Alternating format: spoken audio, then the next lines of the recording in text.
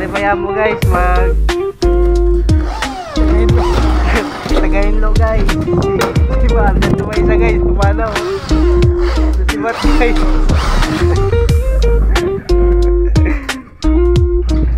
Edi guys, ang taga-Baylan guys.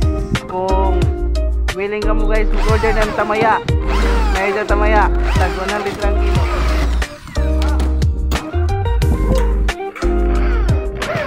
Okay guys. Uy kaway, yan ay. Yo mga followers. Ang ulan to guys.